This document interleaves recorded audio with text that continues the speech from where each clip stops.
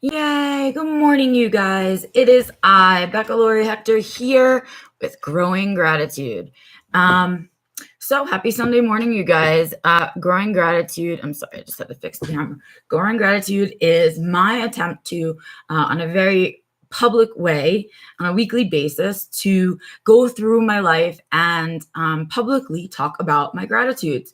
The hope is that no matter how shitty my week is, I am able to find the gratitudes, because that is the stuff that makes you resilient. That is the stuff that gets you up the next day, right? When we can find the good. This is all Gus, and I'm still so mad at it. It hurts so much. Anyway, so yeah, let's hope you guys will pick up the habit, and maybe after I stop doing my gratitudes, you guys will go off and do your own. That's the hope. Morning, CV. Good morning, everybody. Yes, it's Sunday, and I'm here, and I have actually kind of a long list for this week of gratitudes. Not a specific, good morning, Bill. Not especially a fantabulous week, not a shitty week either, just a week. And so we have some stuff to talk about. I have some gratitudes to give and just some general crap to talk about. You know what I mean? So let's do that. Let's start off with the elephant in the room, World Autism Day. Yay. So that was this week. Today is what, the 4th? So 2 days ago was World Autism Day. And I have to tell you, I am someone who, I don't know, what's the word? It's too early for me to think of the word. I guess I kind of just wait for April, and I know it's going to come and it's going to be what it is, and I have no control over it other than how I choose to participate. That is what we do have control over. What we do decide to take part in for Autism April, and specifically for World Autism Day.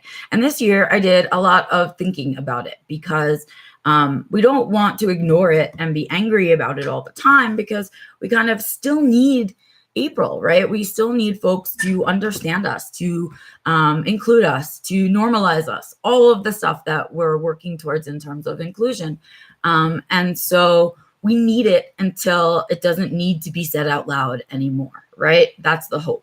So each year it kind of takes on a different form, right? A couple of years ago, it was like a super visceral year. It was nasty, almost like really a nasty one. This year, you guys, I have to say I'm really proud of everybody.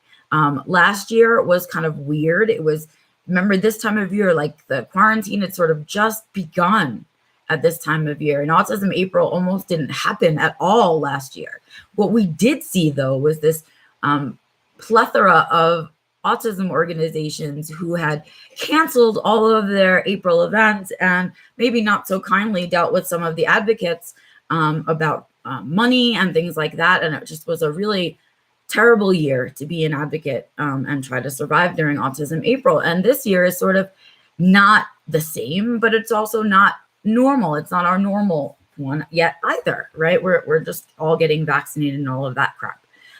But I have to tell you guys, I don't know if it's that I filtered my Facebook and my, like all my social media. I tried to filter out all of those really visceral accounts where April just tends to be about Red Instead and Autism Speak sucks and all of that stuff. And I hate it, because I think that what it shows the world is just that we're really angry.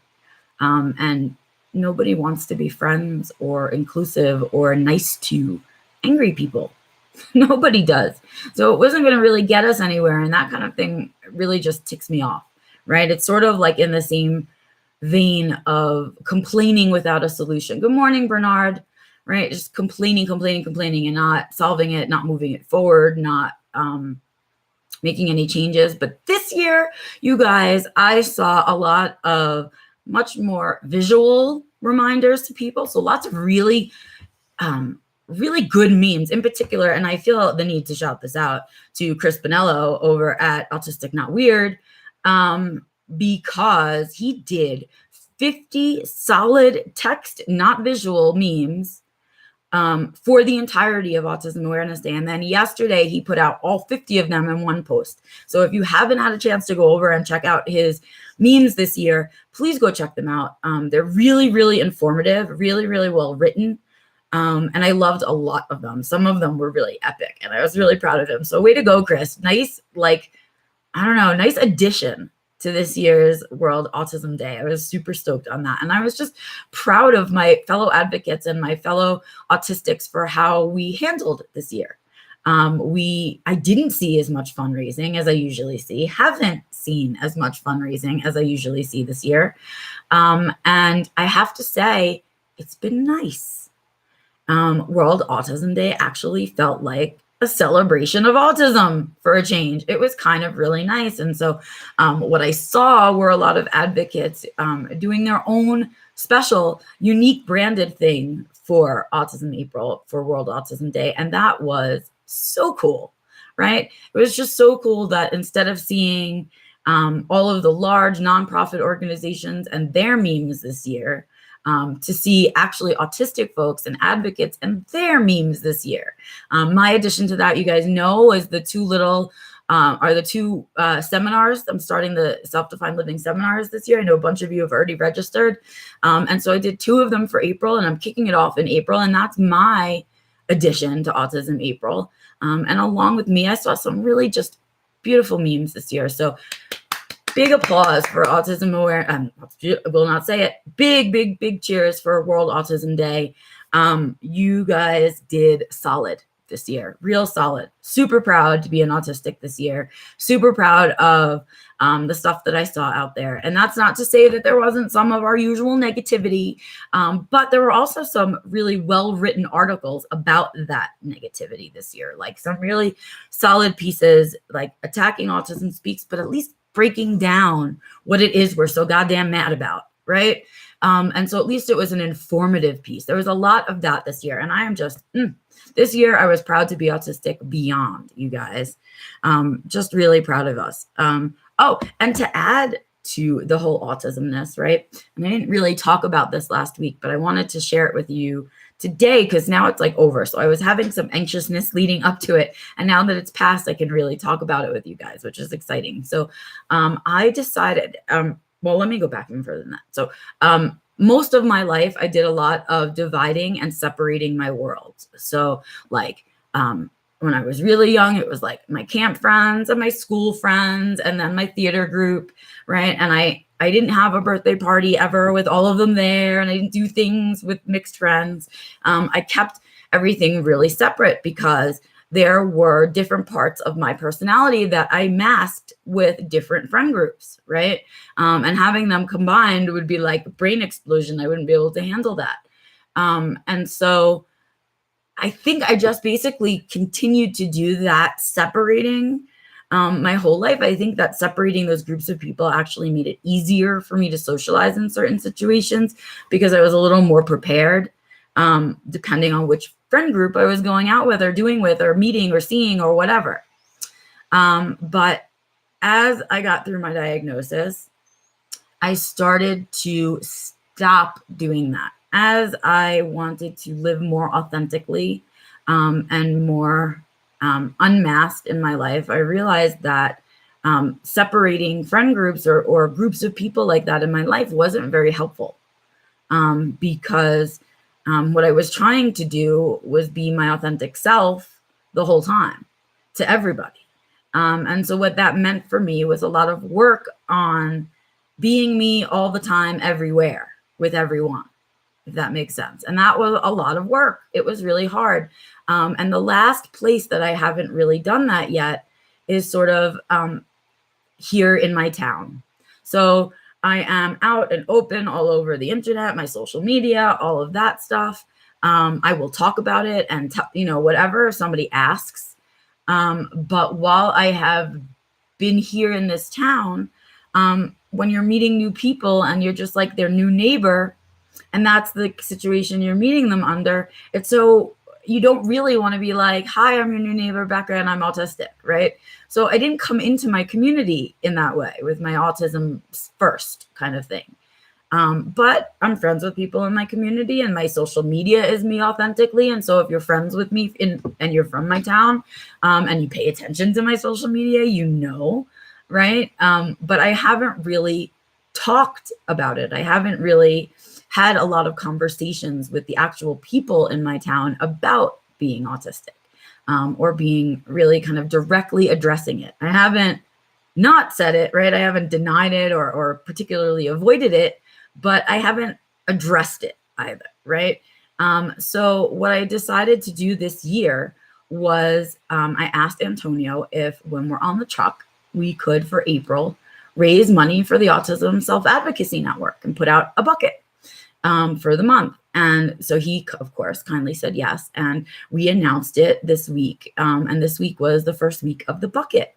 And so the first week that people were asking, oh, why are you supporting, like the other neurodiverse families in our community? Oh, you must, right? Because we'd all say it, you must have someone, in your family on the spectrum, because we all have a personal connection. Thanks so much for it, right? I got a lot of thank you for supporting autism and all of that stuff. And I was actually starting to be asked, right? Like, oh, what's your connection? And so not only is it me, but I also have a nephew who's on the spectrum, and his birthday just passed, and that was dope. He's now double digits boy, and all grown up. And it's an important thing to me. And so it's the first time the people in my town, I guess, have an opening to ask me about it or to ask about autism at all. And so I feel a little bit like I'm coming out again about my autism. And I was really anxious about it, kind of leading up to it. Like, would people be accepting? Would people want to support it? Would people even give a shit? Right? Proud to say that folks are splitting their tip to us, right? They're putting some in our tip jar and some in the bucket, right? And I've been asked a few questions, but not many. And it's only been up a few days. So what I'm hoping is that it will open up conversation a little bit, so I don't have to feel like when I'm out in my town, I have to avoid my autism all the time, right? I have to just avoid the topic or whatever. I don't know. It's just weird to feel like you can't be open all over the place. And it bothers me a lot. And this felt like a really good opportunity to kind of cross that barrier and create an opening. And so I'm grateful for my husband's support. I'm grateful that my town was excited to see we were doing it, and that I got so much positive response. That feels amazing. And I hope that will continue throughout April, as we will keep the bucket out all year long. And then, of course, on a personal basis, on my personal Facebook profile, I'm fundraising for the Autism Women and Non-Binary Network. So these little tiny ways are my ways of participating in Autism April without allowing it to be awareness, without allowing it to get visceral and angry, without all of those things. And so it's been interesting. And I will update you guys as that goes along, and if more interesting things happen. Let's see. Okay. Spring happiness, you guys. This is a big one for me. Huge gratitude. Shout out to Mother Nature. Spring has begun. It is sunny for much longer, right? Until much later in the evening. And it is just beginning up here in the mountains. And so this week, Antonia and I got to notice, and you guys will be so excited because I share this with you. My aspen trees, my favorite stem of spring and summer, they have started to bloom. So the leaf blooms are all on the tree, which lets me know that spring is coming. And I'm so excited for my aspens to return. And then this week, we also noticed the beginnings of new grass, like fresh little young grass coming up in certain places. So spring is beginning, and spring in Colorado is majestic. That's the word I'm going to use, majestic. We have some of the most beautiful and varied wildflowers here in Colorado. And up in the mountains, we have different varieties than down below the mountains. But Colorado has the most gorgeous, gorgeous, gorgeous wildflowers. And we have some really beautiful birds as well. So when spring comes along, it feels sometimes like I'm Snow White, and like the birds are all blooming around me, and they're all, tweeting all around, and the trees and the flowers and all of that. So I had like a big old dose of spring happiness this week. seeing all of the life beginning. And I needed it. Oh, I needed it so much this year. Yeah, Bernard can see his cherry blossoms. Yeah, spring is a relief this year, right? Like spring arriving feels like, I don't know, it feels a little bit like the globe's depression is lifting, if that makes any sense at all. But for me, for sure, it was like a dose of vitamin C instantly in my blood. Just seeing how everything every year just goes from being dead, and cold to just bursting into life in spring. And so that was gorgeous and a super happiness, gratefulness for me this week because it reminds me that even in the dead of winter, when everything is dead, that too will pass and life will return, right? It's another one of those cycle moments that I really love. So that I was excited for. Oh, what else? Here's exciting else that happened this week. I have my appointment to level up my autism, you guys. That's right. Antonio and I got our official vax appointments for COVID scheduled. And that to me is definitely something that we need to have gratitude for. First of all, gratitude to science that we even came up with vaccines in the first place, right? Gratitude to the folks that busted their asses during this pandemic to create and manufacture and distribute these vaccinations, right? Amazing work, you guys. They did amazing things. And amazing giant thank yous, gratitudes, all of that to the state of Colorado for organizing it this way. They've organized it very well for us this year.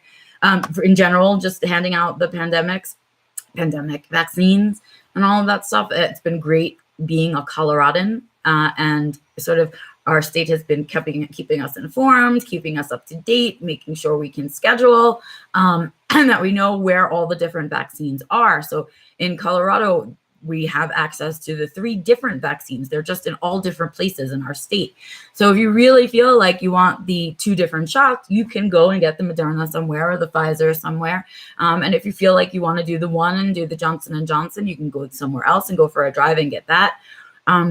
So we've been sort of waiting for our chance, and it finally came up. And so what I had asked Antonio is, because we live way up in the mountains, if we weren't going to be getting our shots up here, if we could try to do the Johnson & Johnson one-off, because I don't want to have to go down twice just to go get the shot. It's like a pain in the butt because instead of it being like an hour thing where we just go to the place, take our shot, sit for 15 minutes and leave like everybody else, we have to add on top of that like an hour and a half drive to go and get the vaccine and an hour and a half drive back home. So it's like a 5-6 hour ordeal for us to go and get the vaccine. And if we could get it over once, super duper.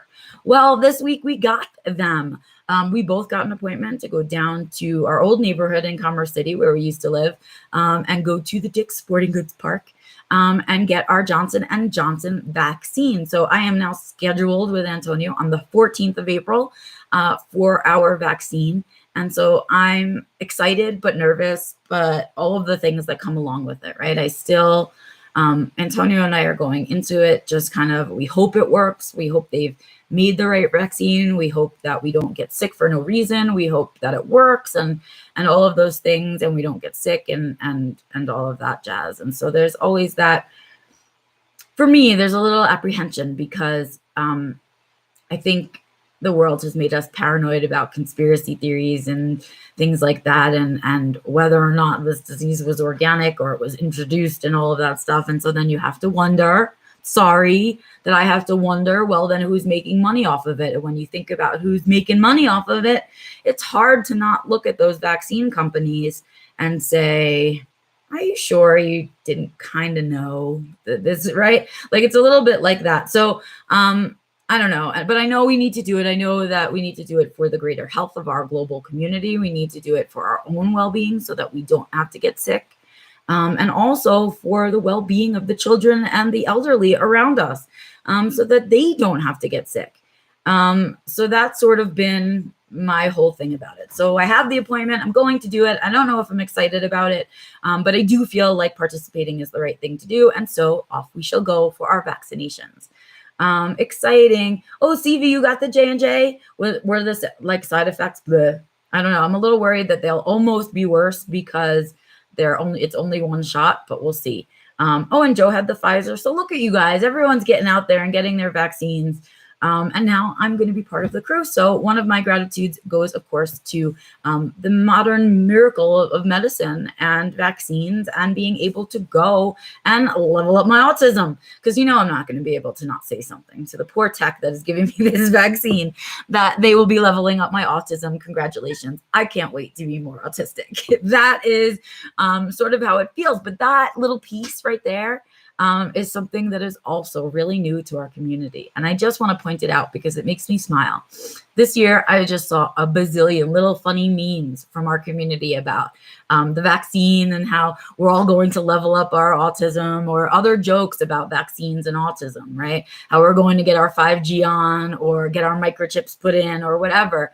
But I am so proud of the community finding a sense of humor in this, you guys, right? At our own expense. That is the way we reclaim. That is how we take it back. And I laughed along with you. And I was also a proud mama bear that we are learning to laugh at ourselves at our own expense about things that were once really, really horrid for our community. It means we're taking it back. It means we're not letting them bully us about what's funny and what's not, about what's true to our community and what's not. It means we are developing our culture. So as I watch autistic culture grow, I cannot help but be just proud of us that we have learned to make a joke about ourselves and that we are taking it really well. I mean, that is a growth system, you guys. So way to go, autistics, this year. April, and in general, our attitude about our autism is getting much better, and thus the world around us so much better. Let's see.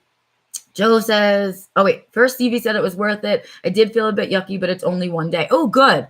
Thank you. Glad to know that. For the MMR, I said, at least I don't have to worry about getting autism now. Joe said, so right. Yes, we have to laugh at ourselves, right? So I can't help it but to go and get this shot with a sense of humor because we're learning. I'm so proud of us. So, so proud. Okay, let's see. It's the last gratitude. One last gratitude. Oh, yes. So last gratitude goes to today's road trip. So remember last week, you guys, I talked to you about how Antonio and I were going to take a road trip down to Garden of the Gods and blah, blah, blah. Well, we didn't end up going last week because the car wasn't ready. And, there were a few things and it was sort of a spontaneous idea. And spontaneous doesn't necessarily sit well with me or really Antonio. And so we tried, but we were like running slow in the morning because we didn't prep. We had to shower and stuff. This week we are going today. Today, we are going on our road trip today on Easter Sunday. And I am so grateful that it worked out this way. What I'm hoping is that because it's Easter Sunday, it will be even less crowded than, if we had gone on a weekday. Because it's tough for us to do this on a weekday. Sundays are our only day off these days. So I'm excited that we actually delayed it for a holiday Sunday to see if maybe it's just a little less crowded, because we are taking all 4 dogs with us. And trying to leash walk all 4 of them with lots and lots of people is kind of a pain in the butt and take some of the enjoyment out of it. So I'm hoping that we'll actually have a better trip by going this Sunday than we would have if we went last Sunday. So Antonio worked on the car all week on top of we're running the truck and all of that. So he changed our oil, he changed our wiper blades, our headlight bulbs, things that were just kind of sitting around and needed a tune up and all that stuff. We hadn't really done any of that stuff when we bought the car because it was sort of in really good shape. And so before we went on this 2-hour drive and 2 hours back, Antonio wanted to make sure the car was in tip-top shape for all 6 of us to be in it. And so that's what we're doing. We are headed out today, all 4 dogs and us. And so I hope to have photos to share with you guys this time. And I was actually thinking about maybe taking some video along the way and uploading it for you guys. So maybe we'll do some of that. Maybe I'll take some quick little videos and patch them all together for us. So we'll see how that goes. I'm going to try and do it on my phone. So you know how that goes. It might just end up getting erased or deleted or not work or all of those things. So with a half grain of salt, I say I'm going to try and video some stuff today. And otherwise, I want to be really in the moment and enjoy it. We're going to bring snacks with us. We're going to take a drive down. So last night we showered and prep and we did things to get ready to go this morning. So all I have to do today is eat some breakfast, throw on some clothes, throw the pups in the car, and get on the road. And that is the intention for today. I will do my best, Evie. I just hope the technology participates with my non-technology self. And I'm able to do it because I really would love to be able to do little short clippets, like vlog the day, I guess is what I mean. I want to vlog the day. And so I think I'm going to try and do that some for you guys. So yay. So with that, I say, have an amazing rest of your Sunday. Please take some time to do your own gratitudes for this week. And please go out there and create joy, seek joy, share joy. Do you. Do the self-care that you need to be doing, and have an amazing rest of your Sunday. I will, of course, be back right here on Tuesday with Being Becca Live. And then I'll be back next Sunday with the next Growing Gratitude. Until then, I will see you guys out and about on the interwebs. Please know that you can reach me at any time. You can comment wherever you see this video. You can email me directly at info@beccalaurie.com. Or you can go directly to the website, beccalaurie.com, and use my contact page, which comes directly to me. While you're there, you can sign up for the free newsletter. You can check out my Ko-Fi. You can check out the Redbubble store. You can check out the course and the 2 seminars that are available this month. And of course, you can find my social media, my writing, and all of that jazz there as well. I hope you guys have an amazing Sunday. Your thumbs up and your thumbs down, let me know whether I should keep doing that. So please let me know through your thumbs up and thumbs down, as well as your views, comments, and shares. With that, you guys, I will see you out and about on the interwebs. Have an amazing Sunday. I will see you on Tuesday. Bye.